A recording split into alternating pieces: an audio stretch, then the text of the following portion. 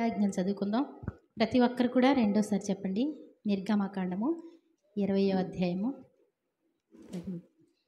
మొదటి నుంచి. దేవుడు ఈ ఆజ్ఞలన్నీ వివరించి చెప్పెను. నీ దేవుడనైన యెహోవాను నేనే దాసుల గృహమైన ఐగుప్తు దేశములో నుండి నిన్ను వెలుపలకి రప్పించి తిని. నేను తప్ప వేరొక దేవుడు నీకు ఉండకూడదు. పైన ఆకాశమందే కానీ, క్రింది భూమి అందే కానీ, భూమి క్రింద నీళ్ళ ఎందే కానీ యుండు దేని రూపమునైనను విగ్రహమునైనను నీవు చేసుకొనకూడదు. వాటికి సాయపడకూడదు, వాటిని పూజింపకూడదు. ఎలయనగా నీ దేవుడనైన యెహోవానగు నేను రోషము గల దేవుడను. నన్ను ద్వేషించు వారి విషయములో 3-4 తరముల వరకు తండ్రుల దోషమును కుమారుల మీదికి రప్పించు. నన్ను ప్రేమించి నా ఆజ్ఞలు గైకొను వారిని 1000 తరముల వరకు కరుణించువాడనై యున్నాను. నీ దేవుడైన యెహోవా నామమును వ్యర్థముగా నొచ్చరింపకూడదు. యెహోవా తన నామమును వ్యర్థముగా నొచ్చరింపు వానిని నిర్దోషిగా ఎంచడు. విశ్రాంతి దినమును పరిశుద్ధముగా ఆచరించుటకు జ్ఞాపకముంచుకొనుము. 6 దినములు నీవు కష్టపడి నీ పని అంతయు చేయవలెను. 7వ దినము నీ దేవుడైన యెహోవాకు విశ్రాంతి దినము. దానిలో నీవైనను, నీ కుమారుడైనను, నీ కుమార్తెనను, నీ దాసుడైనను, నీ దాసి అయినను, నీ పశువైనను, నీ ఇండ్లలోనున్న పరదేశి అయినను ఏ పనియు చేయకూడదు.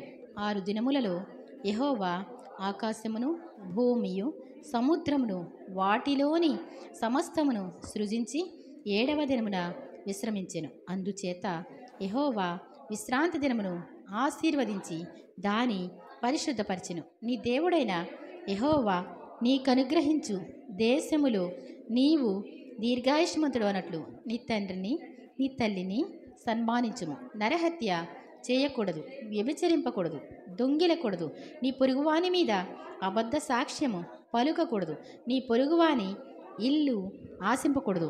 నీ పొరుగువాని భార్యనైనను, అతని దాసునైనను, అతని దాసినైనను, అతని ఎద్దునైనను, అతని గాడిదనైనను, నీ పొరుగువానిదగు దేనినైనను ఆశింపకూడదు అని చెప్పెను.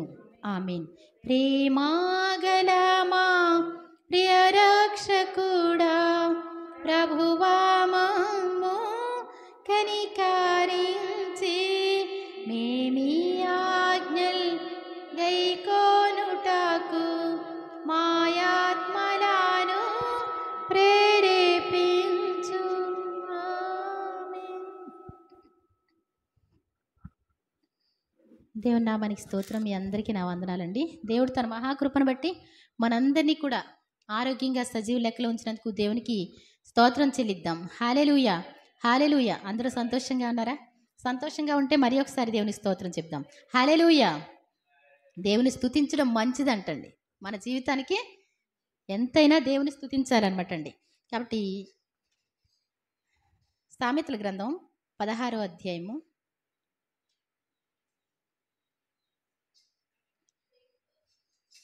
19వ వచనం ఒకసారి చదువుదామండి. గర్విష్ఠులతో దోపుడు సొమ్ము పంచుకొనుట కంటే దీన మనస్సు కలిగి, దేవుని వాక్యం సెలవిస్తుందండి ఇక్కడ. మరి దేవుడు దీన మనసు కలిగినటువంటి వాడంట. దీన మనసు అంటే ఏమండి, ఏమీ చేతగానితనం, బేదరికం అనుకుంటున్నారా? ఏమండి, దీన మనస్సు అంటే అర్థం ఏంటి? ఎంత హోదా ఉన్నప్పటికీ కూడా ఆ హోదా ఏం కనబడదండి. మెత్తగా ఉంటారు వాళ్ళు. టైం వచ్చినప్పుడు మాత్రమే ఉంటుంది అనమాట అది. ఏమండి, అంతేనా? ప్రతిదానికి మరి గర్విష్ఠతనం అనేటువంటిది పనికిరాదు. అంటే దేవుడు గర్విష్ఠి కాదు. దేవునిలో పాయింట్ అంతా కూడా గర్వం ఉండదు. ఆయన దీనుడు. కాబట్టి దేవుడు సెలవిస్తున్నటువంటి మాట ఏంటంటే, గర్విష్ఠులతో దోపుడు సొమ్ము పంచుకొనుట కంటే, అంటే గర్విష్ఠులతో జీవించి సంపాదించుకోవడం కంటే, ఏమండి ఇంకేంటంటండి, సంపాదించుకోవడం అంటలా, దోపుడు సొమ్ము అంటే వచ్చేసిన వాటాని వాటాలు వేసుకొని వాళ్ళతో తీసుకోవడం కంటే వచ్చినటువంటి బంగారం మనకు పంచుతున్నారు అంటే వెళ్ళిపోయి తీసేసుకోవడం అంటే ఎలా ఉంటుందో అలా అనమాట అండి. అలా తీసుకోవడం కంటే కూడా ఏంటంటే దీన మనసు కలిగి దీనులతో పొత్తు చేయడం మేలంట. అంటే దీనులతో ఏం చేయాలి? మనకు అలా ఇష్టం ఉంటుందండి. మనం ఎలా ఉండాలనుకుంటాం? మన పేరు చెప్తే అందరూ భయపడాలి అనుకుంటాం. మన మన పేరు చెప్తే పెద్దవాళ్ళతో కలిసి ఉంటే సంతోషం అనుకుంటాం. కానీ దేవుడు చెప్తున్నటువంటి మాట, పెద్దవాళ్ళతో కలిసి ఉండొచ్చు, కానీ వాళ్ళు దీనుల గర్విష్ఠుల ప్రతిదీ చూసుకోవాలి. అవునా కదా? ఈ మధ్యకాలంలో నేను వింటూ ఉన్నటువంటి మాటలను బట్టి కొంచెం బాధ అనిపిస్తూ ఉంటుంది. ఒక చిన్న పాప అంటుంది, అత్త చాలా మరి స్కూల్లో కూడా చిన్నపిల్లలు కూడా గర్విష్ఠతనంగానే ఉంటారంట. వాళ్ళ క్యాస్ట్ వాళ్ళు మాత్రమే ఏకమైపోతూ ఉంటారంట. ఏమండి? వాళ్ళ క్యాస్ట్ వాళ్ళు మాత్రమే. అంటే చిన్న పిల్లలకి ఏం చేస్తున్నారు వీళ్ళు? నూరి పోస్తూ ఉంటారు కదా కదా. నిజమే. మనం అలా పెంచకూడదు పిల్లల్ని. ఎలా పెంచాలి? అందరినీ ప్రేమగా చూసుకునేటువంటి పిల్లలుగా మన పిల్లలు ఉండాలి. ఎక్కడ చూసినప్పటికీ కూడా మంచితనమే మన పిల్లలకి నేర్పుకోవాలి. గర్విష్ఠతనం అస్సలు నేర్పకూడదండి. ఎవరికైనా హెల్ప్ చేసే గుణమే నేర్పించుకోవాలి. చాలా జాగ్రత్త. మనకి డబ్బు ఉంది కదా, మనకి కులం ఉంది కదా, మనకి హోదా ఉంది కదా, అలా వద్దు. ఏమండి? చాలా జాగ్రత్త. ఎవరినైనా మనం ఏం చేయాలి? ప్రేమించాలి. కాబట్టి తర్వాత దేవుడు చెప్తున్నటువంటి మాట యెషయా గ్రంథం 57వ అధ్యాయము 15వ వచనం, అందరితో దీన మనసు కలిగినటువంటి వాళ్ళతో సహవాసం కలిగి ఉండాలంట. ఇక్కడ యెషయా గ్రంథం 57:15లో దేవుడు సెలవిస్తున్నటువంటి మాట ఏమండి? మహాగణుడంట దేవుడు, మహోన్నతుడంట. ఈ లోకంలో ఎవరు లేరండి మహాగణులు, మహోన్నతులు, మహా ఉన్నతమైనటువంటి వారు. గనులలో ఘనుడు, ఉన్నతమైనటువంటి వారిలో ఉన్నతుడు. ఆయన చూడండి, నిత్య నివాసి. మనుషులందరూ ఎంతవరకు ఉంటారండి? తన నాసికారంధ్రంలో జీవవాయువు కలిగినటువంటి మనిషికి నీవెందుకు భయపడుతున్నావు అంటారు. అంటే అర్థం ఏంటి? తన నాసికారంధ్రంలో జీవవాయువు వెళ్ళిపోయింది అనుకోండి, మనిషి ఏమైపోతారు? వాళ్ళకు భయపడకు అంటాడు దేవుడు కదా. కానీ దేవుడు అంట నిత్య నివాసి. ఏమండి? భూమి ఆకాశాలు లయమైపోయినప్పటికీ కూడా ఏది పోయినా ఏది ఉన్నా ఆయన ఎప్పుడు కూడా ఎలా ఉంటారు? ఆయన నా నిత్యము జీవించేవాడు. దేవుని స్తోత్రం చెప్దాం. మరి నిత్య నివాసి అయినా ఇలాగ సెలవిచ్చుచున్నాడు. ఆయన మాట్లాడేటువంటి మాట ఏమండి? మహాగణుడు, మహోన్నతుడు, నిత్య నివాసి అయినటువంటి వాడు సెలవిస్తున్నటువంటి మాట, ఆయనే పరిశుద్ధుడు, ఆయనే యెహోవా, ఆయనే యేసు ప్రభు. ఆయన సెలవిచ్చేటువంటి మాట ఏంటి అంటే, నేను మహోన్నతమైన పరిశుద్ధ స్థలములలో ఏంటంటే మనుషులందరికీ ఏమి ఇష్టం ఉంటుంది? పాపం అంటే ఇష్టం అంటూ ఉంటుంది కదా, గర్వం అంటే ఇష్టం అంటూ ఉంటుంది. మనిషి యొక్క నైజం అంతా కూడా దేవునికి వ్యతిరేకంగానే ఉంటా ఉంటుంది. మనం ఎంతో నేర్చుకుంటే తప్ప దేవుని గుణగణాలు మనం నేర్చుకోలేమండి, సంపాదించుకోలేం. కాబట్టి ఇక్కడ ఆయన అంటాడు, నేను మహోన్నతమైన పరిశుద్ధ స్థలములలో. ఏమండి?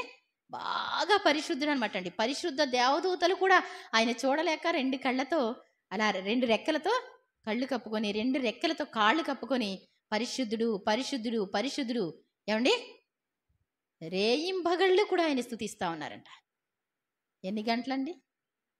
ఒక రోజా? 2 రోజులా? అసలు సృష్టికి ఆది అంతం లేదండి ఆయన స్తుతించడం. మరి ఎప్పటి నుంచి స్టార్ట్ అయిందో, ఎప్పుడు ఎండింగ్ అవుద్దో అనేటువంటిది లేనే లేదనమాట. అలా స్తుతిస్తూనే ఉంటారంట కదా. ఆయన చెప్పేటువంటి మాట ఏంటి అంటే, అయినను అంటే ఏంటండి? ఆయన్ని ఎవరు సమీపించలేరు, ఆయన్ని ఎవరు చూడలేరు. అలాంటి దేవుడు అయినప్పటికీ కూడా కోట్ల సూర్యుల కాంతి అనడానికి కూడా నాకు ఇష్టం ఉండదు ఒక్కోసారి. అంటే కోటి సూర్య కాంతిని మించినటువంటి వాడు అంటారు. ఒక్క సూర్యుడే ఇన్ని దేశాలకు ఏమండి వెలిగిస్తూ ఉంటే ఆయన ఏంటంట? కోట్ల సూర్యుల కాంతిని మించినటువంటి వాడు. అలాంటి ఆయన చెప్తున్నాడు అయినను అంటే ఏంటి? చాలా పెద్ద గొప్ప దేవుడు అయినప్పటికీ కూడా ఏంటంటండి? ఎవరైతే వినయంగా ఉంటారో, వినయం అంటే ఏంటండి? చెప్పిన మాట వినట. ఏమండి? అంతేనా? ఒరే బాబు ఇట్రా అంటే ఏంటి అన్నారనుకోండి, అది నచ్చదు కదా. దగ్గర మెల్లిగా వచ్చారనుకో, అది తీసి పెట్టరా, అత్యవసరమైన కొంచెం ఇచ్చేసి వెళ్ళారనుకోండి, పిల్లోడు మంచోడు అంటారు. వినయము గల వారి యొద్దను ఆ! వినయము గల వారి ప్రాణమును ఉజ్జీవింపజేయడానికి ఆళ్ళని ఏం చేస్తాడంట దేవుడు? ఆళ్ళని సంతోషంతో నింపుతాడు. వినయం కలిగినటువంటి వాళ్ళని. ఆ! ఆ! నలిగిపోయినటువంటి వాళ్ళుంటారు. భార్య ఎంత హెల్ప్ చేసినా భర్తకి ఏవండీ కొంతమంది ఏం చేస్తారు? గుర్తించరు కదా! మరి ఒక్కొక్క మనిషి ఒక్కొక్క రకంగా నలిగిపోతా ఉంటారు. ఆళ్ళనెవ్వరు పట్టించుకోరు. వాళ్ళనెవ్వరు చూసేవాళ్ళు లేరా అంటే ఉన్నారా? లేరండి? ఎవరున్నారు? నీకర్థమైతే ఆయన చూస్తా ఉన్నాడు నీ వైపు. నీవెవరి ప్రేమ నోచుకోలేని పరిస్థితిలో ఉన్నావేమో. ఎవ్వరు నిన్ను గుర్తించట్లేదేమో. నేనిలా ఉండిపోతున్నాను అని కష్టపడుతున్నావేమో. కానీ నిన్ను చూస్తా ఉన్నాడు దీవించడానికి. దేవుని స్తోత్రం చెప్దాం. ఆ! హ్మ్. ఆ వినయం కలిగినటువంటి వాళ్ళంటే ఇష్టం అంటండి. దీన మనసు కలిగిన వాళ్ళంటే ఇష్టం అంట. వాళ్ళ దగ్గర నివసిస్తాడంట. నివసించడం అంటే ఏంటి? ప్రభువా మా ఇంటికి రండి అంటే ఏవండీ? నా హృదయంలోకి రండి అంటే అప్పుడేం చేస్తారాయన? వస్తారు. అవునా కదా? జక్కయ్య ఉన్నాడండి. మనకు తెలుసు కదా! జక్కయ్యకి మరి ఈ లోకంలో ఒక నిక్‌నేమ్ ఉంది. ఏంటది? ఏవండీ? పాపి అయిన ఆ! పాపి అంట. పేరే పాపి అని పెట్టేశారు. ఎందుకని? ఏవండీ? చాలా తను రూల్స్ ప్రకారం పాటించకుండా రూ. 10 వసూలు చేయాలి అంటే పన్ను వసూలు చేసేవాడంటండి. ఏవండీ? రూ. 10 వసూలు చేయాలంటే రూ. 100 రాస్తున్నారనుకుంటా. అప్పుడు ఎలా ఉంటదండి అందరికీ కూడా? అందరి నోళ్ళలో ఏమైపోయాడాయన? పాపి అని పేరొచ్చేసింది. ఈ పాపి అయిన మనుషుడు కానీ యేసుప్రభు వారిని చూడడానికి ఇష్టపడినందుకు ఏవండీ? యేసుప్రభు వారిని చూడడానికి ఏం చేశాడంట? ఇష్టపడ్డాడు, కష్టపడ్డాడు. దేవునికి స్తోత్రం చెప్దాం. కష్టపడ్డం దేనికి కష్టపడ్డాడు? ఆ! చెట్టెక్కడం మాటలండి. అటు ఇటు చూసేయంటండి జనసమూహాలంట ఏవండీ? కిక్కిరిసిపోయారున్నారు. ఎక్కడైతే మనకు పని అవ్వదని చెప్పి అతను ఏం చేశాడంట? ముందుగా పరిగెత్తుకుంటా వెళ్ళి వాక్యంలో వ్రాయబడినటువంటి మాట. ముందుగా పరిగెత్తుకుంటా వెళ్తున్నాడు. ఎక్కడికి వెళ్తున్నాడు? ఏంటి ఈ అబ్బాయి ఏంటి? అందరూ ఇక్కడ ఉంటే ముందుగా పరిగెత్తుకుంటూ వెళ్తున్నాడేంటి? అనుకున్నారు అందరూ. ఏవండీ? పరిగెత్తుకుంటా పోతా ఉంటే, పరిగెత్తుకుంటా వెళ్ళి ఏం చేస్తున్నాడు? చాలా తిప్పలు పడి ఏవండీ? ఆ మేడి చెట్టు ఎక్కాడంటండి. చాలా పెద్ద చెట్టంట. బాగా మరిగుజ్జు. ఏవండీ? బాగా మరిగుజ్జు. ఎవరి మాట వినేటువంటి పొజిషన్ కాదది. యేసు ప్రభు వారు వస్తున్నారంటే ఏవండీ? ఆయన్ని వెంబడించడానికి ఇష్టపడుతున్నటువంటి పరిస్థితి ఎవ్వరూ సహాయం చేసింది కాదు. ఏవండీ? అక్కడ వ్రాయబడిన ఏదన్నా అయితే. కానీ కష్టపడి చెట్టెక్కేసి పైనుంచి చూస్తున్నాడు. ఈళ్ళందరూ చూస్తారేమో! మనం ఏమనుకుంటామండి? వాళ్ళందరూ చూస్తారేమో! వీళ్ళు చూస్తారేమో! నేను పరిగెత్తడం ఏంటి? నేను సేల్ టాక్స్ ఆఫీసర్‌ని అనుకుంటారు కదా! అవన్నీ మర్చిపోయాడు. తన స్థితి అంతా మర్చిపోయాడు. తన హోదా మర్చిపోయాడు. తన డబ్బు మర్చిపోయాడు. తన బంగారం మర్చిపోయాడు. ఏం చేశాడండి ఆయన? అటు ఇటు చూశాడు. పాపం చిట్టి అడుగులు పడతాయి కదండీ వాళ్ళకి. మరుగుజ్జులకి చిట్టి అడుగులు పడతాయా? పెద్ద అడుగులు పడతాయా? ఆ! పరిగెత్తుకుంటేనే గాని మళ్ళీ నేను చూడలేననిపించింది. ఈ జనం మళ్ళీ వచ్చేస్తారు అదే రూట్‌లో. మరి ఆ చెట్టెక్కి పైనుంచి చూస్తా ఉంటే అదే రూట్‌కొచ్చి ఇలా వచ్చి అలా పైకి చూసారు యేసుప్రభువారు. చూసి ఏమన్నారు? "జక్కయ్య త్వరగా దిగిరా." పేరెవరు చెప్పారండి? ఏవండీ? దేవునికి పేరు పెట్టి పిలిచారు అంటే, పేరు పెట్టి పిలిచి ఉన్నా నీవు నా సొత్తు అంటాడు. పేరు పెట్టి పిలవడం బాగా ఎరిగి ఉన్న వాళ్ళే కదా! ఏవండీ? పేరు పెట్టి ఎవరిని పిలుస్తారు? ఎరిగి ఉన్న వాళ్ళనే పిలుస్తారు. ఆయనకి ఏ మనిషి, ప్రతి మనిషి నీ పేరు నీకు పుట్టక ముందే నీకేం పేరు పెడతారో ఆయనకి తెలుసండి. దేవుని స్తోత్రం చెప్దాం. ఏంటంట? నక్షత్రాలు అంటే పాలపుంతలు అంటా ఉంటారు కదండీ! కోట్ల కోట్ల కోట్ల కోట్ల నక్షత్రాలంట. నక్షత్రముల సంఖ్యను ఆయనే నియమించెను వాటికన్నియు పేరులు పెట్టుచున్నవాడని. ఏవండీ? నక్షత్రాలన్నీ ఒకలా ఉంటాయా? తేడా తేడాగా ఉంటాయా? మనకు చూస్తానికి ఒకలానే ఉంటాయి. కానీ ఆయనంట పేరు పెడతాడంట. ఏవండీ? మనవాళ్ళు కూడా పెడతారు కదా! అరుంధతి అని ఇంకా ఏయేయో కృత్తిక ఇయన్నీ కూడా నక్షత్రాలు కొన్ని పేర్లు మాత్రం మనోళ్ళు పెట్టుకుంటారు. కాబట్టి దేవునికి పేరు పెట్టి పిలిచి అన్నాడు. కాబట్టి అలాంటి వాళ్ళ ఇంటికి వెళ్తానికి ప్రభువా చెట్టు దూకగానే జక్కయ్య త్వరగా దిగిరా అంటే ఏం చేశాడండి? దబీకమని దూకేశాడు పాపం. ఏమండి? దూకేసిన తర్వాత యేసుప్రభు వారు ఏమని చెప్తున్నారు? నేడు నేను నీ ఇంట ప్రభా మా ఇంటికి రండి అన్నాడండి? అనలేదండి పాపం.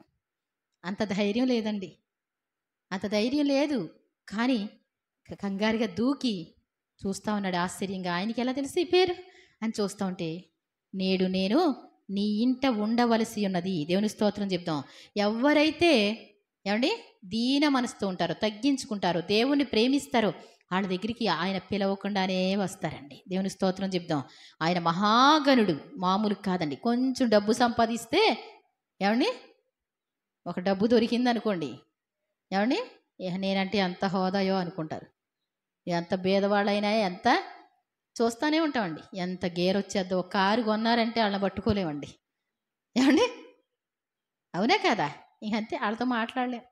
కానీ మహాగణుడైనటువంటి దేవుడు నీ దగ్గరికి రావడానికి ఇష్టపడుతున్నారు. ఎప్పుడు అంటే నీకు దీన మనసు కావాలి. నీ హోదాలు, నీ హై లెవెల్ ఎయ్యి పనికిరావు ఆయన దగ్గర. నీవు తగ్గించుకొని ఉంటే నీ దగ్గర ఉండడానికి ఇష్టపడుతున్నారు. ఆయన మన దగ్గర నివసించడానికి ఇష్టపడుతున్నారంటండి. అలాగే మీకా 6:8.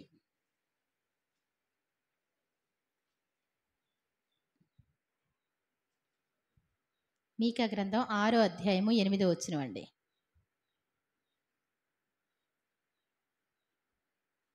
మీకా గ్రంథం 6వ అధ్యాయము 8వ వచనం చదవమంటారా? మనుష్యుడా, ఏది ఉత్తమమో అది నీకు తెలియజేయబడి ఉన్నది. న్యాయముగా నడుచుకునుటయు, కనికరమును ప్రేమించుటయు, దీన మనస్సు కలిగి నీ దేవుని ఎదుట ప్రవర్తించుటయు ఇంతే కదా యెహోవా నిన్ను అడుగుచున్నాడు. ఈ లోకంలో దేవుడు కోరుకునేటువంటిది, అడిగేది కొన్ని ఉంటాయంటండి. అయితే ఈ భక్తునికి ఏమనిపించింది అంటే, ఏమి తీసుకుని వచ్చి నేను యెహోవాను దర్శించును? ఏమండి, దేవునికి ఏం పెట్టాలి, ఏమి బహుమానం ఇవ్వాలి? ఆయన సన్నిధికి రావడానికి ఏదైనా తీసుకొని వస్తే బాగుంటుంది కదా. ఏమండి, ఆయన చేసిన ఆయన మేళ్ళన్నిటికీ ఏమి ఇస్తే బాగుంటుంది అని ఆలోచిస్తూ ఉన్నాడు. ఏమి తీసుకొని వచ్చి నేను దేవుని దర్శించును? ఏమి తీసుకొని వచ్చి మహోన్నతుడైన దేవుని సన్నిధిని నమస్కారం చేతును? వట్టి చేతులతో వచ్చి నమస్కారం చేస్తానా?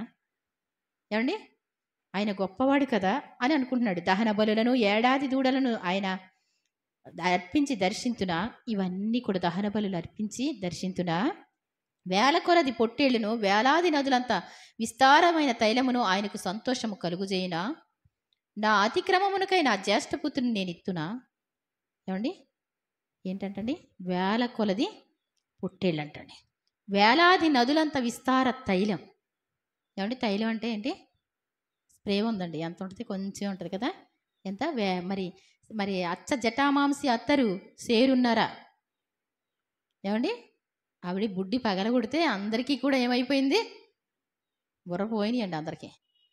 ఆయన్నే ఆమె అభిషేకించింది కానీ ఆయన మహోన్నతమైన స్థితి కానీ ఎవరు చూడలేదు. కానీ దేన్ని చూస్తున్నారంట? ఈ అత్తరెందుకు ఇలా నష్టం చేసింది? అయ్యో బాబాయ్, అది ఎంత కష్టం ఉంటుందో తెలుసా? ఏమండి, తీసుకొచ్చిన ఆవిడ మనసును చూడట్లేదు, ఆయన గొప్పవాడని ఆయన్ని పట్టించుకోవట్లేదు. వేలాది నదులంత విస్తార తైలం. ఏమండి, ఎంత బాగా వర్ణించాడో. ఏమండి, ఒక నది కాదు, వేలాది నదులంత విస్తార తైలం ఆయనని సంతోషపరుస్తుందా? ఒకవేళ నా జ్యేష్ఠపుత్రుని నేను ఆయనకి ఇచ్చేస్తానా? ఏమండి, దేవుడు ఏమన్నా తొలిచూలు నాది అన్నారు. ఆయన తొలిచూలు నాకు ప్రతిష్ఠించు నీ పిల్లల్ని అన్నాడు. ప్రతిష్ఠిస్తున్నారా? మరి ఇస్తున్నారా దేవునికి? ఏమండి, ప్రభా మీ పిల్లలేనాయన ఏమన్నా దహన బలి అడుగుతున్నాడా దేవుడు? ఏమన్నా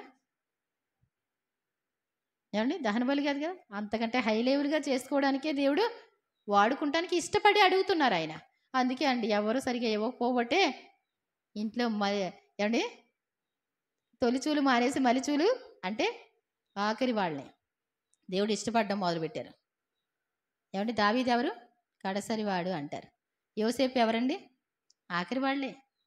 అంతేనా కదా? కాబట్టి మనం ఇవ్వలేకపోతే దేవుడు ఏం చేస్తారంట? ఆయన ఇంకోటి ఆప్షన్ చూసుకున్నారు. కాబట్టి ఇక్కడ అంటాడు, వేలాది నదులంత విస్తార తైలం ఆయనకి సంతోషాన్ని కలుగజేస్తుందా? ఏంటంటండి, నా అతిక్రమమునకై నేను చేసిన అతిక్రమాలు పాపాలు పోవాలంటే అందరూ కూడా ఏం చేస్తారంట, తమ పిల్లల్ని బలి ఇచ్చేవారు.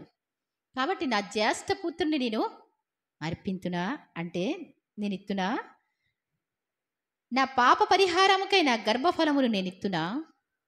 ఏంటంటండి, అతిక్రమాలకి జ్యేష్ఠపుత్రులు, పాప పరిహారానికి ఏంటంటండి, నా గర్భఫలమును నేను ఇత్తునా, నా కుమార్తెలను ఇస్తానా అంటేనంట. దేవుడు చెప్తున్నాడు, లోపల ఉండి ఆనుసరిస్తున్నాడు, మనుష్యుడా ఏది ఉత్తమమో అది నీకు తెలియజేయబడి ఉన్నది, న్యాయముగా నడుచుకొనుటయు. దేవుడు కోరుకునేటువంటి మాట ఏంటంటండి, న్యాయముగా నడుచుకోవడం దేవునికి ఇష్టం అంటండి. న్యాయం అంటే ఏంటండి, యెహోవానైనా నాకు న్యాయం చేయట నాకు ఇష్టం అంటాడు. న్యాయం తప్పిపోకుండా చూస్తాడంటండి. ఈ లోకంలో ఎవరైనా న్యాయాన్ని ఒకవేళ మరి గుర్తించలేరేమో, కానీ దేవుడంట న్యాయాన్ని తప్పిపోకుండా చూసుకుంటా ఉంటాడు, కరెక్ట్గా చూస్తూ ఉంటారు. మనుష్యుడా ఏది ఉత్తమమో అది నీకు తెలియజేయబడి ఉన్నది, న్యాయముగా నడుచుకొనుటయు, కనికరమును ఏంటంటే ప్రేమించుటయు. నీకు కనికరం అంటే ఇష్టమేనా? ఎవరన్నా ఏ మరి ఏమండి ఏ సహాయం లేక తల్లడిల్లిపోతా ఉన్నారనుకోండి, వాళ్ళని చూసినప్పుడు మనకెందుకులే అని వెళ్ళిపోతున్నావా?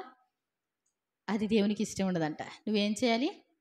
తప్పకుండా వాళ్ళకి సహాయం చేయాలి. అదే దేవుడు కోరుకునేటువంటిది. మంచి సమరయుని విషయంలో చెప్తారు కదండి, దొంగలు కొట్టి పారేస్తే ఏమండి ఆ వ్యక్తి ఏం చేశాడంట, బాధ్యత అంతా తీసుకున్నారు. మనం తీసుకోగలమండి? తీసుకోలేం కదా. ఎదటి వాళ్ళ బాధ్యత మొత్తం మనం తీసుకుంటామా? ఏమండి, దొంగల చేతిలో నలిగిపోయినటువంటి వ్యక్తి, కొట్టబడినటువంటి వ్యక్తి, దోచుకొనబడిన వ్యక్తి తను ఏం చేశాడంట, తన గాడి మీద ఎక్కించుకొని ఏమండి వెంటనే తీసుకొని గాయాలన్నీ కట్టేసి ద్రాక్షారసం పోసి గాయాలు కట్టి ఆ తర్వాత గాడిద మీద ఎక్కించుకొని తీసుకెళ్ళి పూటకోళ్ళవాని ఇంటి పెట్టి ఏమంటే డబ్బులు కాస్తంతా ఇచ్చి మళ్ళా వస్తాను వీని పరామర్శించండి, ఇంకేమైనా ఇస్తాను అని ఎవరు చెప్తారండి? ఎవరు చెప్తారండి? మామయ్య చెప్తాడా? అన్నయ్య చెప్తాడా? భర్త అయితే చెప్తాడు, తండ్రి అయితే చెప్తారు. మనకైతే అంతేనా కదా? అంత బాధ్యత ఎవరు వహించరు కదా. మనమంట అలా ఉండాలని యేసుప్రభువు వారు చెప్తారు. కాబట్టి నిజంగా ఇక్కడ అంటాడు ఆయన, కనికరమును ప్రేమించుటయు, దీన మనసు కలిగి నీ దేవుని ఎదుట ప్రవర్తించుటయు. దీన మనసుతో ఉంటే దేవునికి ఇష్టం అంటండి. ఆయనకి ఏమాత్రం కూడా గర్విష్ఠతనం కానీ గర్వం కానీ అంత దూరం చూస్తే అస్సలు ఇష్టం ఉండదంటండి. వాళ్ళ వైపు కూడా చూడంటండి.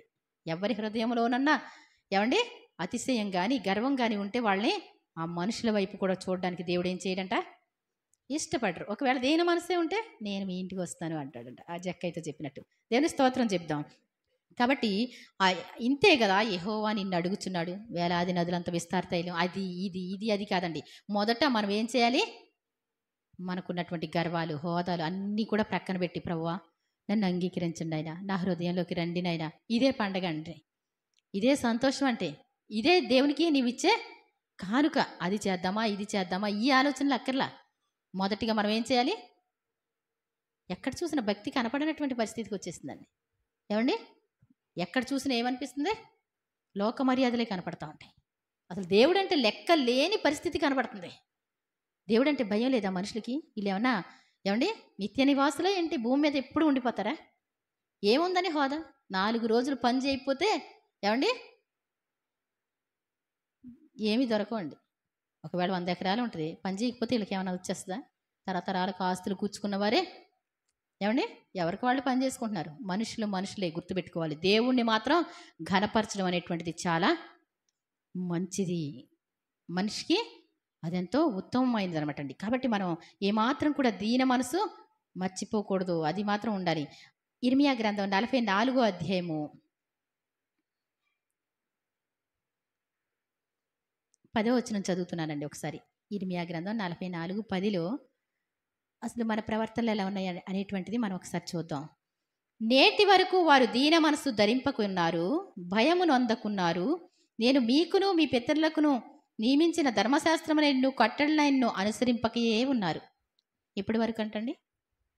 నేటి వరకు అంటే ఈ రోజు వరకు కూడా దీన మనసు ధరించట్లేదంటండి. ఏం చేయట్లేదు? భయమును అందకు ఉన్నారు. అసలు దేవుడు అంటే భయం లేదు. దేవుడు ఇచ్చినటువంటి ఆజ్ఞలు కట్టడలు వారు అనుసరించట్లేదంట. కాబట్టి ఇశ్రాయేలు దేవుడును సైన్యములకు అధిపతి యెహోవా ఇలాగ సెలవిస్తున్నాడు, మీకు కీడు చేయనట్లు అనగా యూదా వారి అందరినీ నిర్మూలము చేయనట్లు నేను మీకు అభిముఖుణ్ణగుదును. ఏంటంటండి? కీడు చేయడానికి ఇష్టపడుతున్నా. ఎందుకని?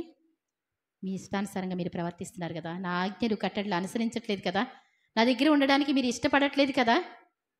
అందుకోసం ఐగుప్తు దేశంలోనికి కాపురం ఉందుమని అచ్చటికి వెళ్ళి నిశ్చయించుకును యూదా శేషులను నేను తోడుకొని పోవుదును. వారందరూ ఐగుప్తు దేశంలోనే నశించుదురు. అల్పులేమి ఘనులేమి వారందరూ కూలుదురు. ఖడ్గము చేతనైను క్షామం చేతనైను నశించుదురు. ఏంటంటండి? ఐగుప్తు దేశానికి ఎందుకు వెళ్తున్నారంటండి? జీవనోపాధుల నిమిత్తం. దేవుని మందిరాలను కూడా వదిలిపెట్టి వెళ్ళాలని ఆశపడుతూ ఉన్నారంటండి. దేవుని ఆజ్ఞలు కానీ కట్టళ్ళు కానీ ఏం పట్టించుకోవట్లేదంటండి. వీళ్ళందరినీ కూడా ఏం చేస్తారంటండి? ఖడ్గం చేత క్షామం చేత నేను కూల చేస్తాను అని సెలవిస్తున్నారు. ఇవన్నీ ఎవరు చెప్పకూడదు. ఇవన్నీ చెప్తే అంత బాధ. ఏమండి? మిమ్మల్ని దేవుడు ఆశీర్వదిస్తాడండి, మిమ్మల్ని దీవిస్తాడండి అని 2 ముక్కలు చెప్తే ఎంతసేపు చెప్పాలండి దేవుని వాక్యం? గంటలు కూర్చొని సరదా మాటలు మాట్లాడుకుంటాం. ఏమండి? దేవుని వాక్యం వినడానికి మనం టైం చూసుకుంటూ ఉంటాం. అసలు దేవుని మాట ఏంటో మరి చదువుకుంటే బాగానే ఉంటుంది కదా, అర్థమవుతుంది కదా. రాత్రి పగలు చదవండి, అర్థమవుతాయి. మీరు చదివితే కనుక ఎదటి వాళ్ళకి చెప్పకుండా ఉండలేరు. దేవుని స్తోత్రం చెప్దాం.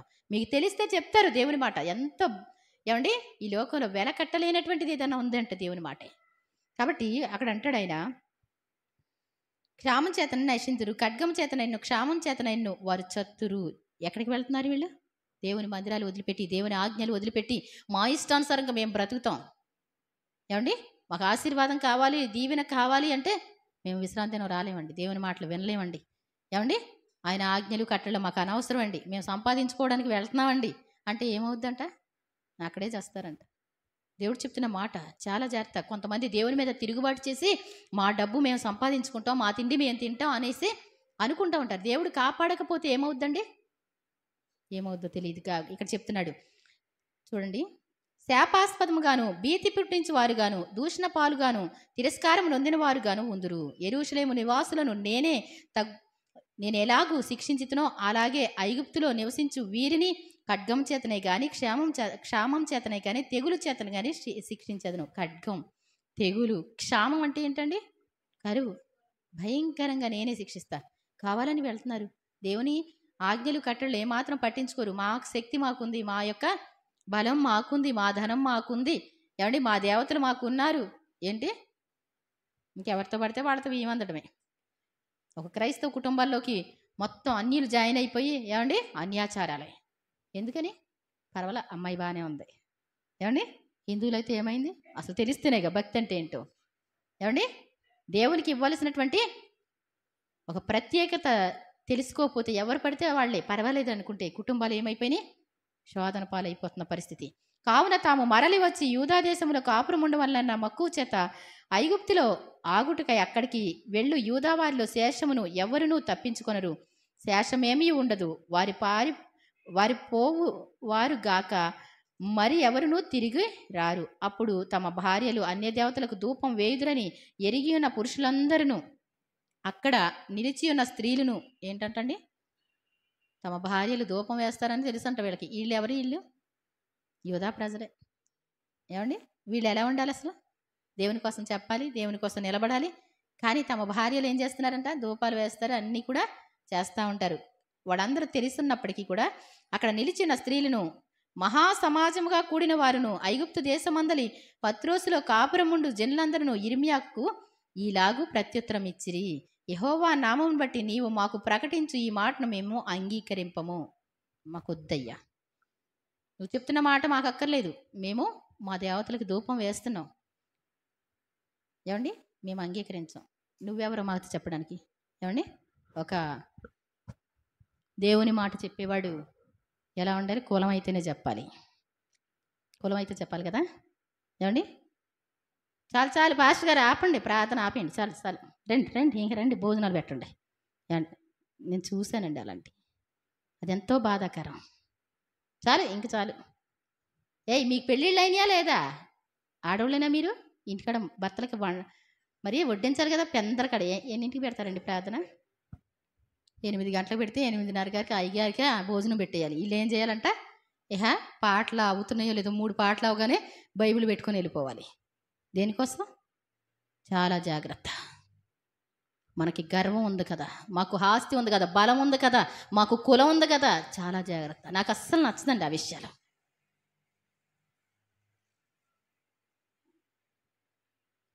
అస్సలు నచ్చదు. పాస్టర్ గారు ఇంకా దీనుడిగా రావాలి, ప్రార్థన పెట్టాలంటే అయ్యగారు ఎన్ని పాటలు పాడాలండి? 3 పాడండి.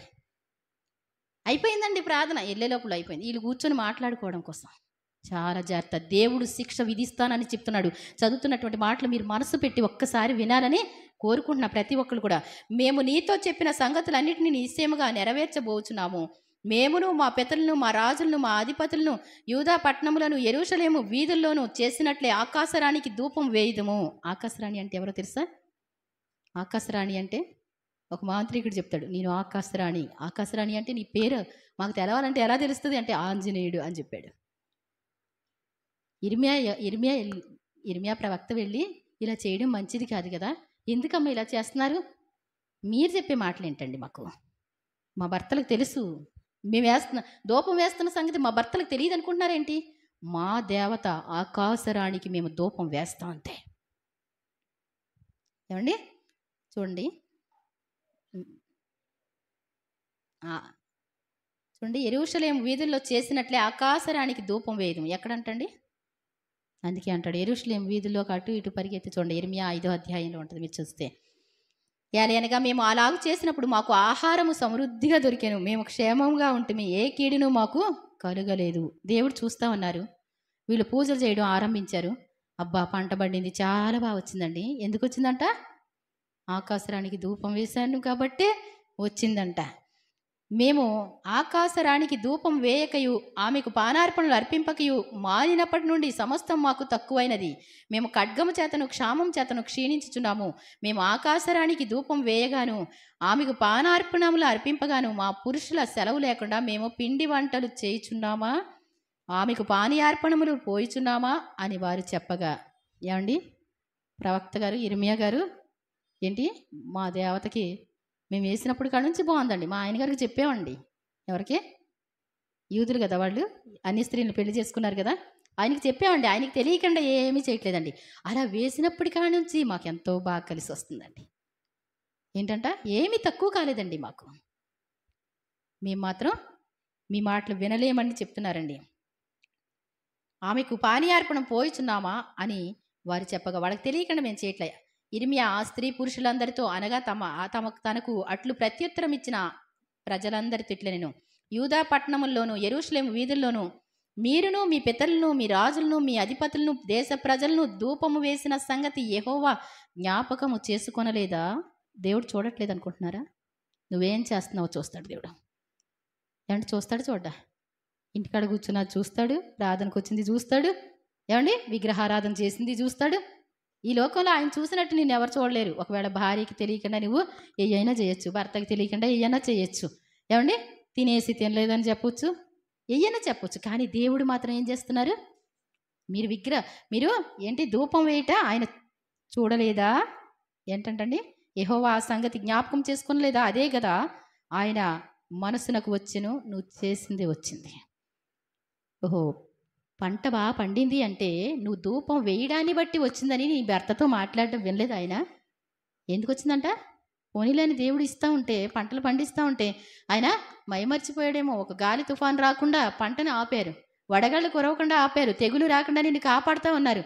ఇదంతా దేనికి వచ్చిందంటండి? ఆకాశరానికి ధూపం వేయడాన్ని బట్టి వచ్చిందంటండి. నేను చేసేసానండి పూజ, అందుకే బాగా వచ్చేసిందని భర్తతో చెప్తుందంట ఈ అమ్మాయి. ఏమండి? యెహోవా మీ దుష్టక్రియలను చూచి మీరు చేయు హేయకృత్యములను ఎంచి ఇకను సహింపలేకపోయాను గనుక నేడున్నట్లుగా మీ దేశము పాడుగాను ఎడారిగాను శాపాస్పదముగాను నిర్జనముగాను ఆయన చేసెను. యెహోవా మాట వినక ఆయన ధర్మశాస్త్రమును బట్టియు కట్టడలను బట్టియు ఆయన తనకు సాక్షార్థంగా ఇచ్చిన ఆజ్ఞలను బట్టియు నడువక మీరు ధూపం వేయచ్చు యెహోవాకు విరోధముగా పాపం చేసి గనుకనే నేడున్నట్లుగా ఈ కీడు మీకు సంభవించెను. ఎంత కష్టమా, ఎంత శ్రమ, అందరూ చనిపోవడమా, ఎంత కీడ అనేసి వాళ్ళు అంటున్నారు. మీరు చేసిన పాపాలను బట్టి దేవుడు గుర్తు చేసుకొని ఇవన్నీ వచ్చినాయి. ఏమండి? ఈరోజే దేవుని సన్నిధికి వచ్చేసారనుకోండి, అంతా కోల్పోయి ఈరోజే సెట్ అయిపోద్దండి. ఏమండి? అంతా పోయిన తర్వాత కొన్నాళ్ళు మళ్ళీ దేవుని సన్నిధిలో మళ్ళీ నిలబడాలి కదా, పంట వేయగానే రాదు కదండి. గుర్తుపెట్టుకోవాలి మనం. మరియు ఇర్మియా ప్రజలందరినీ, స్త్రీలందరినీ చూచి వారితో ఇట్లే నేను, ఐగుప్తులోనున్న సమస్తమైన యూదులారా యెహోవా మాట వినుడి. ఇశ్రాయేలు దేవుడును సైన్యములకు అధిపతిగా యెహోవా ఈ మాట సెలవిచ్చుచున్నాడు. ఆకాశరానికి ధూపం వేయుదుమనియు ఆమెకు పానార్పణములు అర్పింతుమనియు మేము మొక్కుకొనిన మొక్కుబడులను నిశ్చయముగా నెరవేర్చుదుమనియు మీరును మీ భార్యలను మీ నోటితో పలికి మీ చేతులతో నెరవేర్చుచున్నారే. నిజముగా మీ మొక్కుబడులను మీరు మ్రొక్కుదురు, నిజముగానే మీరు మ్రొక్కులను మీరు నెరవేర్తురు. కాబట్టి ఐగుప్తులో నివసించు సమస్తమైన యూదులారా యెహోవా మాట వినుడి. యెహోవా సెలవిచ్చినదేమనగా, ప్రభువగు యెహోవా అను నేను నా జీవముతోడు ప్రమాణము చేయుచు ఐగుప్తులో నివసించు యూదుల్లో ఎవ్వరును ఇక మీదట నా నామము నోట పలకరని, నా ఘనమైన నామము తోడని ప్రమాణము చేయుచున్నాను. మేలు చేయుటకు కాక కీడు చేయుటకే నేను వారిని కనిపెట్టుచున్నాను. వారు ఖడ్గము చేతనైనను క్షామం చేతనైనను క్షీణించి పోవచ్చు. ఐగుప్తులో దేశములోనున్న యూదా వారందరూ శేషము లేకుండా చత్తురు. ఖడ్గము తప్పించుకున్న వారు కొద్ది మంది ఇక ఐగుప్తు దేశంలో నుండి యూదా దేశం నాకు తిరిగి వచ్చేదరు. ఇంకా కొంచెం కిందకి చదివితే మీకు బాగా అర్థం అవుద్దండి. ఈ రోజు నుంచి వేస్తామంటున్నారు కదా, మొక్కుబడులు అర్పిస్తామంటున్నారు కదా, వేసుకోండి, చేసుకోండి. కానీ నా మాట మీ నోట లేకుండానే చేసేస్తా. ఎందుకని? ఇది అవ్వగానే మీకు కష్టం వస్తుంది, శ్రమ వస్తుంది. అప్పుడేమంటారు? దేవా మీరే మా దేవుడు కదా. మీరు ప్రవక్తల గ్రంథాలు చదివారనుకోండి, అసలు దేవునికి మనిషికి ఏమండి ఒక కుటుంబంలో ఉన్నటువంటి ఏమండి కుటుంబంలో భార్యాభర్తలకు ఉన్న సంబంధం ఎందుకు పనికిరాదు నన్ను అడిగితే. ఆయన వదిలిపెట్టలేడు నేను. అంతగా నిన్ను ప్రేమిస్తూ ఉంటే, అంతగా దేవుడు నిన్ను ఇష్టపడతా ఉంటే, ప్రతి దానికి కూడా మన ఇష్టానుసారం మనం చేస్తే ఎందాక సహించాలండి ఆయన? ఏమండి ఎంతవరకు సహించాలి? వెంటబడి ప్రేమించే ప్రేమ ఆయన. ఈసారి అంటున్నాడు, సరే వెళ్ళండి, కావాలని మీరు చెప్తున్నారు కాబట్టి ఒక్కసారి కూడా యెహోవా అనకుండా అని చస్తారు ఒకే దెబ్బరా. ఎందుకనంటారు యెహోవా అని? వారు కష్టకాలం అంది యెహోవాకు మొరపెట్టారు, శ్రమకు తాళలేక మొరపెట్టారు. వారు పడిన గుంటలోంచి ఆయన విడిపించను. ఆయనను వెంటనే మర్చిపోయి మళ్ళీ పాపం చేస్తారు. మళ్ళీ ఏం చేస్తారంట? మళ్ళీ ప్రభువా యెహోవా నీవే దేవుడు కదా, ఏమంటే ఆకాశం వర్షం ఇస్తుందా? అన్య దేవతల్లో ఏ దేవత అయినా వర్షం ఇస్తుందా? నీవే మా దేవుడు కదా అంటారు. నాటకాలు కదండి. నిమిషానికి ఒక మాట మార్చేస్తూ ఉంటారు. నిజమైన దేవుణ్ణి కలిగిన నీవు దీన మనసుతో ఉండాలి. మనం చనిపోతే ఏం పట్టుకెళ్ళమండి. ఎంతవరకు దీన మనసుతో ఉంటే మన హృదయంలో ఎవరుంటారు? నీకు తోడుగా ఉంటాడు, నీ ప్రక్కన కూర్చుంటాడు. నువ్వు చేసే ప్రతి వర్క్ని దేవుడు ఆశీర్వదిస్తారు, ఇష్టపడతారు. ఆయన మామూలు మనిషి లాంటి వారు కూడా కాదండి, ఇంకా మెత్తని స్వభావం కలిగినటువంటి వారు. మనిషి కన్నా కొంచెం గర్వం ఉంటుంది, కానీ దేవునికి ఏంటి అసలు నీ ప్రక్కనే కూర్చోవాలని ఇష్టపడతారు ఆయన. అలాంటి ఆయన్ని పట్టుకొని మనం ఏం చేస్తున్నామండి? అవసరమైనప్పుడు వాడుకొని తర్వాత ఏం చేస్తారు? ఏదో గూట్లో బొమ్మ ఏదో అంటారు చూడండి, అలాగా అవసరమైనప్పుడు తీసుకోవడం, వాడుకొని పెట్టేసుకోవడం. అలా వద్దు. దేవుణ్ణి ఏం చేయాలి మనం? నన్ను నీ హృదయం మీద నామాక్షరంగా ఉంచుకో అంటాడు. నామాక్షరం అంటే ఏంటండి? నీ సర్వ శరీరానికి ఎప్పుడు కూడా ఆయనే గుర్తుండాలి, నీ మనసుకు ఆయనే గుర్తుండాలి. అసలు ఎక్కడ చూసినా నీ ఇంటి గౌనుల మీద పేర్లు వ్రాయమంటాడు. ఏమండి నీ చేతులకు మరి మీ చేతులకు కట్టుకో, కన్నుల నడుమ బాసికంగా ఉంచుకో, నీ తలకు మాలికగా ఉంచుకో, నీ కంఠానికి హారాలుగా ఉంచుకో. నెక్లెస్లు అంటే అంత ఇష్టమో? ఏమండి నేను ఇలా అంటున్నానని ఏమనుకోవద్దు. నెక్లెస్ కోసం చాలా పాటలు పడుతూ ఉంటారు. ఏమండి దేవుని మాటలు నీకు ఎప్పుడు కూడా అందంగా అలంకారంగా ఉండాలి. ఆ అలంకారం కాకుండా అది ఇది తీసుకొని పక్కన వాళ్ళ ఇంటికి వెళ్ళి తీసుకొని, ఎందుకంటే ఎంత తిప్పలం? ఒక క్రైస్తవ బిడ్డలకి ఎందుకు అంత కష్టం? ఈ రోజుకి ఉన్నారు ప్రక్కన వాళ్ళకి తెచ్చుకొని, ఎరువు తెచ్చుకొని. ఏమండి మనకున్నాయి సరిపోవా? మన బట్టలు ఏదైనా పర్వాలా, అవునా? కాబట్టి చాలా జాగ్రత్త. దేన మనసు ఉంటే దేవుడు ఇష్టపడుతూ ఉంటారు. అలాగే ఇంకొక వాక్యం చదువుతానండి.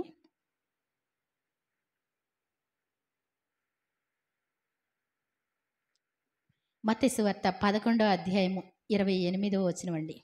మత్తయి సువార్త 11:28. ప్రయాసపడి భారం మోసుకుంటున్న సమస్త జనులారా నా యొద్దకు రండి, నేను మీకు విశ్రాంతి కలుగజేస్తా. విశ్రాంతి అంటే ఏంటండి? ప్రశాంతత. ఏమండి ప్రయాసపడి భారం జనాల్లో ఉంటారు. వాళ్ళు బ్రతకడం తిండి కోసం కాదండి, వాళ్ళ ఇల్లు కోసం కాదండి, అందరి కోసం కావాలి. మన హోదా ఎలా ఉండాలని తిప్పలు పడతా ఉంటారు. ఏమండి వాళ్ళు వస్తే ఏమనుకుంటారు? వాళ్ళకి సరిపోతానో లేదు, మన చుట్టాలకి సరిపోతానో లేదు, ఇదే భారం. అవునా కదా? మీరు హాయిగా ఇంట్లో ఉన్నప్పుడు ఎలా ఉంటారు? టిఫిన్ చేసేసుకొని తినేసి అన్నం వండుకొని తినేసి హాయిగా ఉంటారు. పెద్దవాళ్ళ ఫంక్షన్కి పిలిచారనుకోండి, అప్పుడు ఎలా ఉంటుందండి? చెప్పులు బాగాలేదు, వాచీలు బాగాలేదు, బట్టలు బాగాలేదు, ఏమండి అంత భారమే. అవునా? ఆడుతూ ఉంటే ఏమంటారు, వాళ్ళకి ఎలా ఉంటాయి, ఇదంతా చాలా తలనొప్పి. కాబట్టి దేవుడు అంటాడు, లోక మర్యాదను అనుసరించొద్దు, చాలా ఫ్రీగా ఉండు, మనకున్నదేదో మనది. అవునా కదా? తగ్గింపు వాటిలో ఉండడానికి ఏమంటే ఇష్టపడాలా? ఇంట్లో ఉన్న బంగారం అంతా వేసుకొని బయలుదేరతారు కదా అంటే. కుమార్చనమ్మ ఎన్నో ఉంటాయి, ఇలా డస్క్ తీసి చూస్తే అన్ని గాజులు బంగారాలు అన్నీ ఉన్నాయి. దానికి మానేసానమ్మా, ఆ గాజు దానికి మానేసా, ఈ చైన్ దీనికి మానేసా అన్నీ చెప్పేది. అప్పుడు మాకు చాలా ఆశ్చర్యం. మరి భర్తలు అంటే అలంకరించుకొని తీసుకెళ్లాలని ఆశ ఉంటుంది కదా. ఒకరోజు చిన్నాన్నగారు చెప్పారు, చిన్నమ్మ చెప్పింది, నేను వచ్చేసరికి మొత్తం అన్ని బంగారాలు వేసుకొని నీట్గా రెడీ అయ్యి ఉండాలన్నారంట. వెళ్ళిపోయి ఈయన బయటికి వెళ్ళి వచ్చారు, ఇక్కడే ఉన్నారు కదండి. ఏమండి బయటికి వెళ్ళి వచ్చేసరికి మా ఆవిడ నా దెబ్బకి ఏం చేస్తుంటుంది, బంగారాలన్నీ పెట్టేసుకొని అలంకరించుకొని ఉంటుందంటే, అసలు నేను రావట్లేదు మానేసి వెళ్ళిపోండి అన్నట్టు. ఏమండి అర్థమవుతుందండి? తిప్పలు పడకండి, కష్టపడకండి, ఉన్న దాంట్లో తగ్గించుకొని ఉండండి. దేవుడు మిమ్మల్ని ఏం చేస్తారు? నీ మనసే దేవునికి, నీ మనసే నీకు అలంకారం, నీ గుణమే అక్షయ అలంకారమే నీకు అలంకారంగా ఉండాలి అంటాడు. జడలు అల్లుకోవడం, బంగారు నగలు పెట్టుకోవడం, మిక్కిలి వెలగల వస్త్రాలు ధరించుకోవడం మీకు వెలుపట్టి అలంకారంగా ఉండనవసరం లేదంటాడు. కష్టపడొద్దు దానికోసం. నా దగ్గరికి వస్తే నేను విశ్రాంతి కలుగజేస్తా అంటాడు ఆయన. నేను సాత్వికుడను, దీన మనసు గలవాడను. సాత్వికం అంటే ఏంటండి? ఇందాక పాడుకున్నాం కదండి, పాలు కారే దేహంబు పైన పాపాత్ముల కొరడాలు ఎన్నో నాట్యమాడినాయి, నడివీధిలో నడిపాయి, నోరు తెరువలేదాయే ప్రేమ, బదులు పలుకలేదాయే ప్రేమ. దేవుడంటే చిన్నవాడండి. మీకా గ్రంథం 6వ అధ్యాయం 1వ అధ్యాయం మీరు చూసుకున్నారనుకోండి, యెహోవా మరి భూమి మీదకి అడుగు పెడతా ఉంటేనంటండి, పర్వతాలు వాటం మీద పోసిన నీళ్ళలాగా ఇలా కారిపోతాయి అంటండి, మైనులా కారిపోతాయి అంట, కొండలు తత్తరిల్లిపోతాయి అంటండి, పర్వతాలు పగిలిపోతాయి అంట.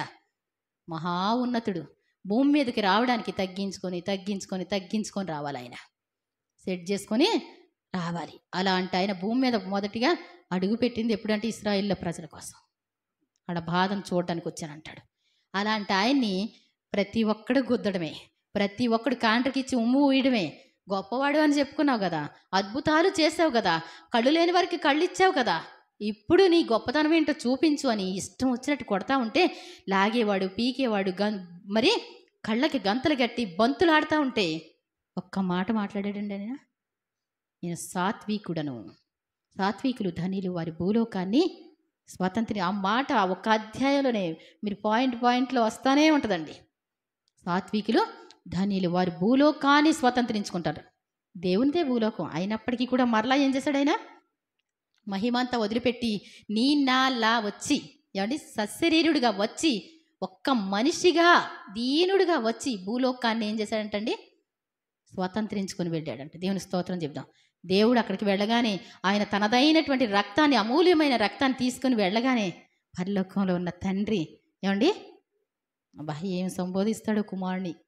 ఏమండి పరలోకంలో ఉన్నప్పుడే మహాహోదా అయింది, భూలోకానికి వచ్చి ఎంత తగ్గించుకొని వెళ్ళడం అంటే మాటలు కాదండి.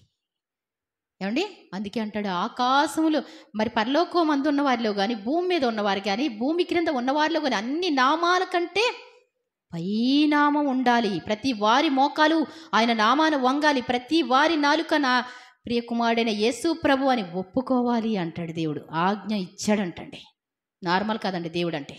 మనం బయటికి వెళ్ళామంటే ఎంతో ప్రగల్భుల యొక్క ప్రగల్భాలు అణిచివేస్తానంటాడు. ప్రతి ఒక్కడు అసలు వాక్యంలో చదువుతూ ఉంటే చాలా విచిత్రంగా ఉంటుంది.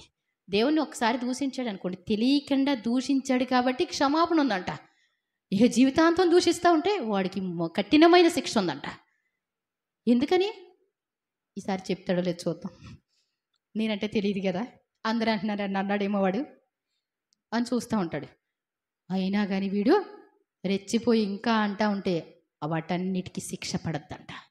గుర్తుపెట్టుకోవాలి, దేవుడంటే మహోన్నతమైనటువంటి, నేను సాత్వికుడను, దీన మనసు గలవాడను ఏంటంట, గనుక మీ మీద నా కాడి ఎత్తుకొని నా యొద్ద నేర్చుకునుడి.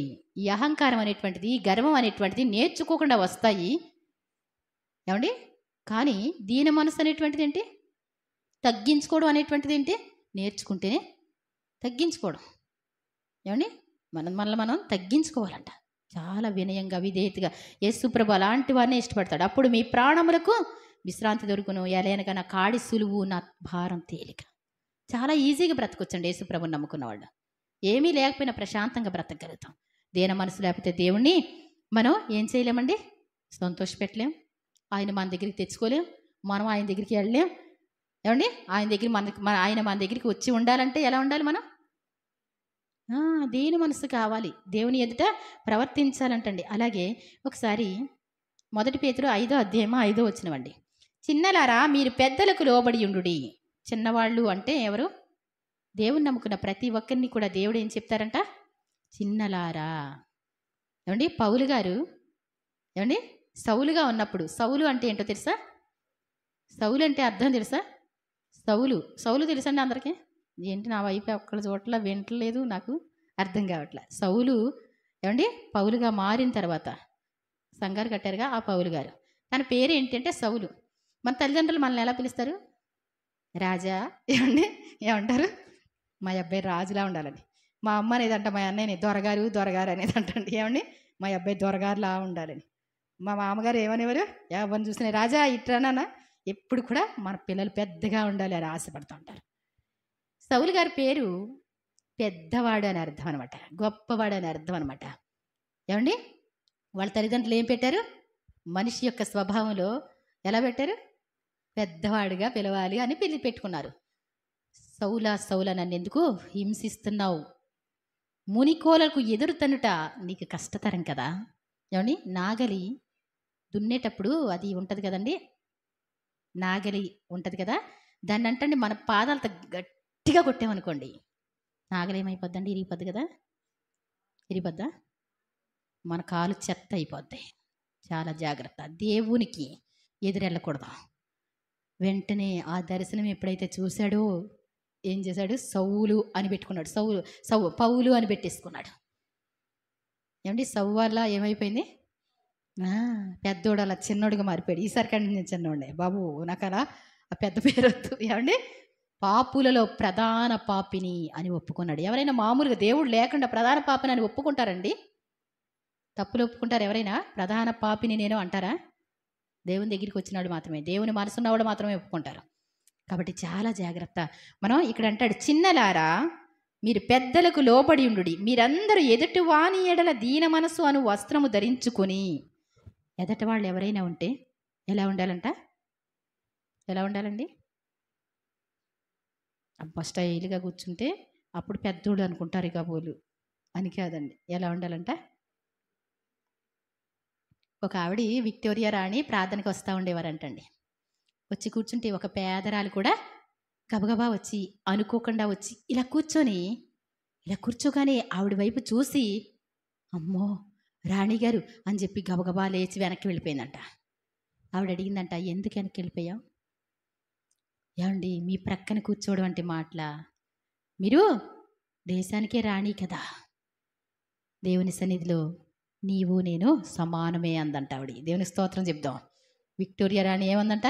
దేవుని సన్నిధిలో నీవు నేను సమానమే. ఆవిడెవరు? చెత్త కాగితాలు ఎరుకునేవాళ్ళు వాళ్ళు. అర్థమవుతుందండి? దేవుని సన్నిధిలో భేదం అనేటువంటిది కలెక్టర్ అయినా ఒకటే, పేదవాడైనా ఒకటే. తగ్గించుకోవాలి దేవుని దగ్గర. దేవుడు ఇచ్చాడు నీకు హోదా, దేవుడు ఇచ్చాడు అవకాశం. నువ్వు ఒక మంచి ఉన్నతమైన స్థితిలో ఉండి అనేకులకు కనికరం చూపించాలని నీకు హోదా ఇచ్చాడు. నిన్ను తీసుకెళ్ళి ఏమండి అడుక్కునేవాడు వంశంలో పుట్టిస్తే అక్కడ పుట్టనంటే కుదురుద్దండి?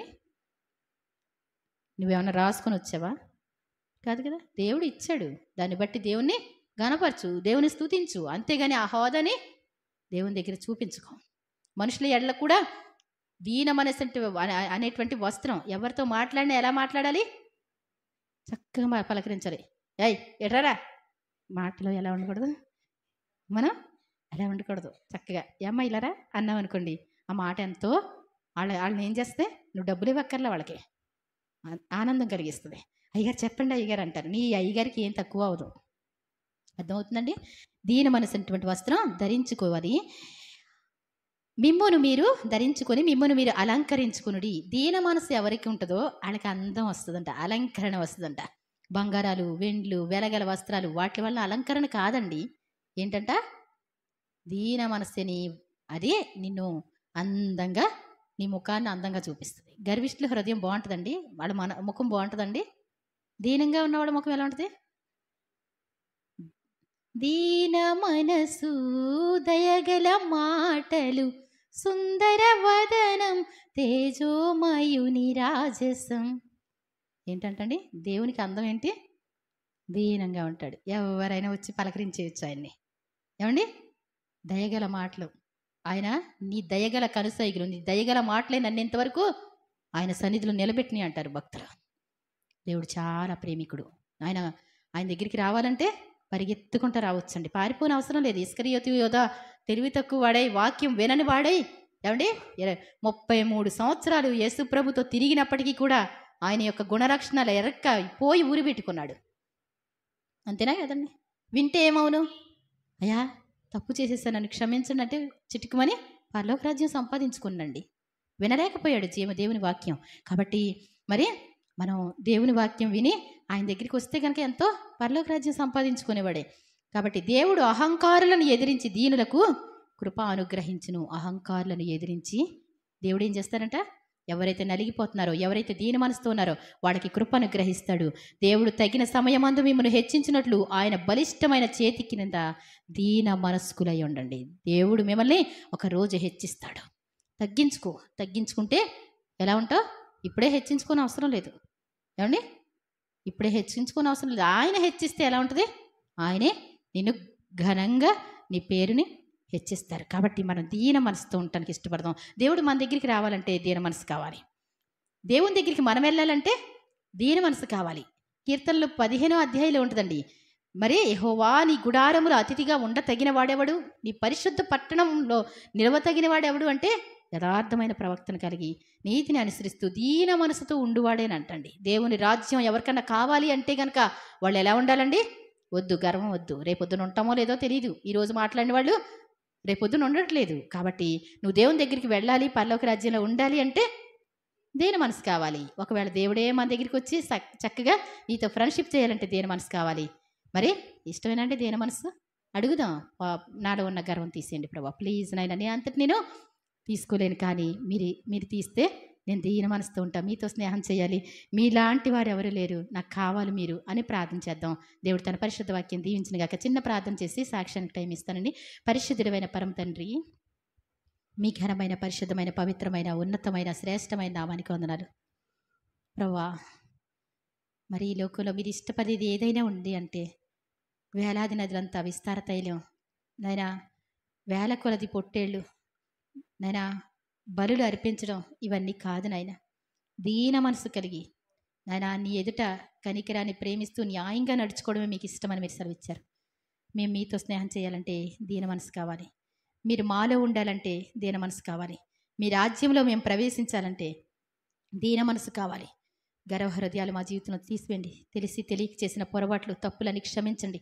మేము ఎవరినైనా బాధ పెట్టి ఉంటే మమ్మల్ని క్షమించండి. ఈ రోజు నుంచి దీన మనస్సుతోనే ఉండడానికి, యేసు ప్రభు గుణలక్షణాలు కలిగి జీవించడానికి మాకు బిడ్డలకి, వాక్యం విన్న ప్రతి ఒక్కరికి మీ దీన మనసు ఇచ్చి నీ రాజ్యంలో ఉండే భాగ్యం దయచేయమని యేసు ప్రభు వారి దివ్యనామని అడిగి వేడుకుంటున్నాను తండ్రి. ఆమేన్.